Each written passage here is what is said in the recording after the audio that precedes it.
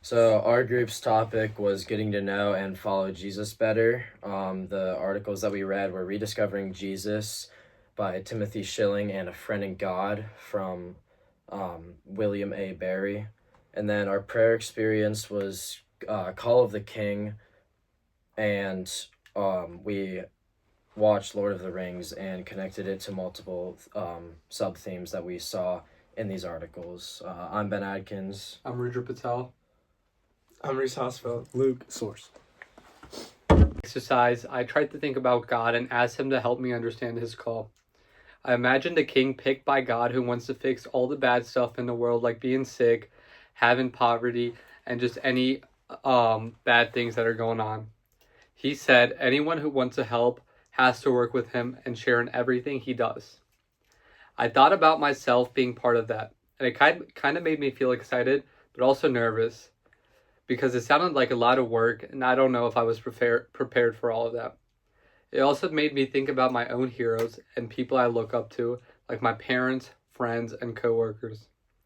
They showed me how to be patient, work hard, and help others, and just be a good human being and be a nice, caring, empathetic person. I liked imagining being part of something bigger and learning from people like that actually want to do good in the world. If I could change something, I'd probably try to imagine more ways I could actually help and do them. This exercise connects to the theme because it's about listening to God's call and trying to do good, just like the kings and heroes, and make the world a better place and more, spread more happiness throughout the world. Okay. 2 Lord of the Rings connections to getting to know Jesus better is the first one would be Frodo and Gandalf's relationship. Like Gandalf was like a friend and a mentor to Frodo, and Frodo looked up to him a lot, and they had a really like good relationship and really like healthy relationship. And Gandalf was like a Christ-like figure to him throughout Frodo's life. And then Gandalf died in like a sacrificial way, similar to Jesus. And when he fell with like his hands out like that, like in a cross, similar to Jesus. And I feel like that represents a good connection to our subtopic of getting to know Jesus better. And then a second connection to getting to know Jesus from Lord of the Rings would be Boromir throughout the story. At first, he's kind of like obsessed with the ring and like kind of like is giving into the power that the ring holds. Like when they're in the woods and him and Frodo are in the woods and he sees the ring and he tries to like attack Frodo to like get it. And I feel like that represents like people who focus on like materialistic things, like earthly things, rather than like focusing on Jesus and spirituality and things that will get them to heaven. And I feel like that's a good connection because after Boromir does that, he has like this realization that it's not about the ring, it's not about having all the power, it's about like doing the right thing and being a good person. And those are 2 good connections from Lord of the Rings to get to know Jesus. So the 2 articles that we had were Rediscovering Jesus and A Friend in God.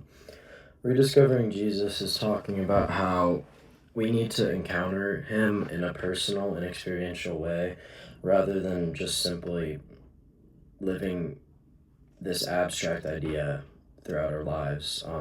It highlights how modern life has weakened Christ's presence in our lives. We often find ourselves to be distracted by other things, and overall that can lead to a loss in the belief of Christ's divinity.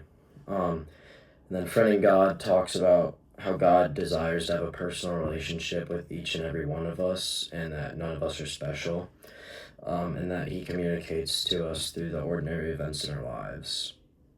The main thing that we need to do in our lives is to pay attention to the little things that are happening, because God likes to reveal himself to us through those things, but because we are so distracted, we often fail to notice that. And then where I see this theme connecting my own life and discovering Jesus in a more personal way was on my Kairos. It was a deeply moving experience, and it was really the first time in my life I was able to see Jesus in the people around me.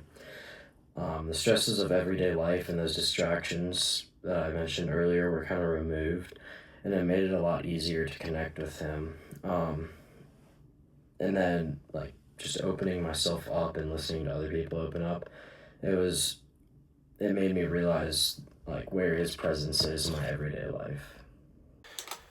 In this assignment, we focus on God's calling, personal relationships with God, straying away from God, communication, and the importance of prayer.